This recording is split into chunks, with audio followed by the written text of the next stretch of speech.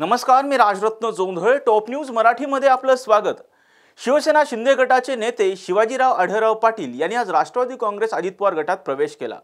त्यांच्या या प्रवेशामुळे महाविकास आघाडीची आणि अर्थात शरद पवार गटाची गणितं बिघडणार का?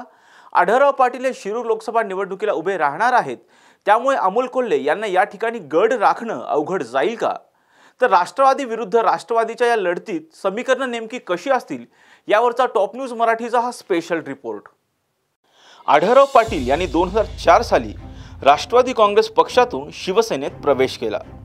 त्यानंतर 2009 आणि 2014ला ते शिरूर लोकसभा मतदारसंघाचे खासदार म्हणून निवडून आले. मात्र 2019ला राष्ट्रवादीच्या अमोल कोल्हे यांनी त्यांचा पराभव केला. हा पराभव आढळरावाच्या चांगलाच जिवारी लागला. पुढे शिवसेना पक्ष फुटल्यानंतर आढळराव पाटील हे शिंदेंच्या शिवसेनेबरोबर गेले. तर मुख्यमंत्री शिंदेंनी आपल्याला अजित पवार हे महायुतीत सामील होण्याच्या आधीच शिरूरमध्ये काम करण्यास सांगितलं होतं. शिरूरची जागा आपल्याला पुन्हा जिंकायची आहे असं खुद्द मुख्यमंत्री शिंदे म्हणाले होते. त्यामुळेच मी सातत्याने शिरूरमध्ये काम करत राहिलो. मात्र आता ही जागा अजित पवार गटाकडे गेल्यामुळे महायुतीतील तीनही पक्षांच्या सहमतीने मी राष्ट्रवादी काँग्रेस अजित पवार गटात प्रवेश करतोय असं आढळराव पाटील म्हणाले. त्याचबरोबर मी पुन्हा राष्ट्रवादीत येतोय याचा अर्थ घर वापसी असा नसून माझ्या हातावर कायमच शिवबंधन असेल असं देखील ते म्हणाले. आधी राष्ट्रवादीत असलेले आढळराव पाटील नंतर शिवसेनेत आले, तर दुसरीकडे आधी शिवसेनेत असलेले डॉक्टर अमोल कोल्हे 2019 साली राष्ट्रवादीत आले. त्यामुळे या दोन्ही नेत्यांनी शिवसेनेत काही काळ एकत्र काम केलं आहे. पण आता राष्ट्रवादीत असलेल्या डॉक्टर अमोल कोल्हेंना नाटकाच्या माध्यमातून शिवशाही दाखवून मतं मिळवण्याची परिस्थिती आता राहिलेली नाही असा टोला आढळराव पाटील यांनी लगावलाय.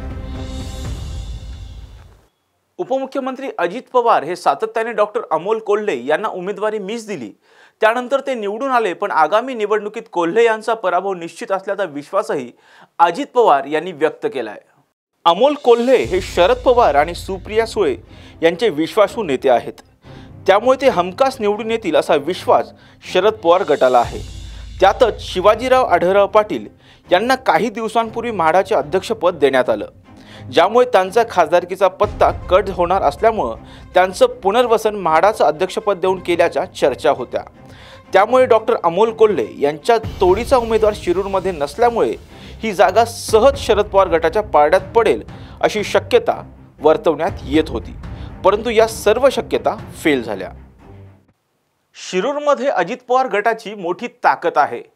हडपसरचे आमदार चेतन तुपे, आमदार दिलीप वळसे पाटील, दिलीप मोहिते आणि अतुल बेनके हे सर्व अजित पवार गटात आहेत. तर शरद पवार यांच्यासोबत केवळ आमदार अशोक पवार आहेत.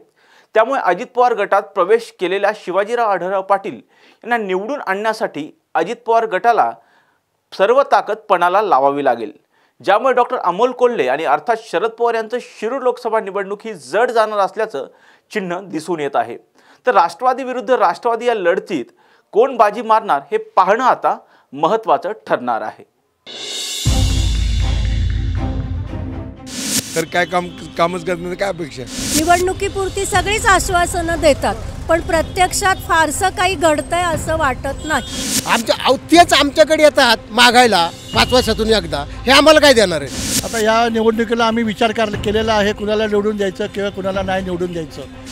इलेक्शन आले की रस्त्यांची कामं चालू करतात, एरवी काहीही दिसत नाही. असं ते परिस्थिती आता ते निसर्गावर आहे.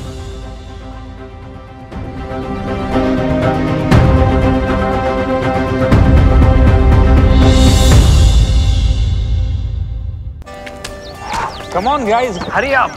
अरे सुन ना, एक ब्रेक ले लेते हैं. Guys, I'm telling you, तुम लोगों को सही से ट्रैकिंग नहीं आता. But that's okay, you can learn. रोज का ढक्कन देना.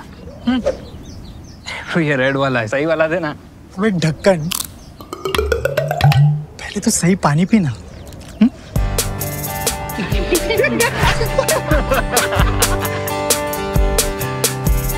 Manikchand Oxyrich, proudly Indian.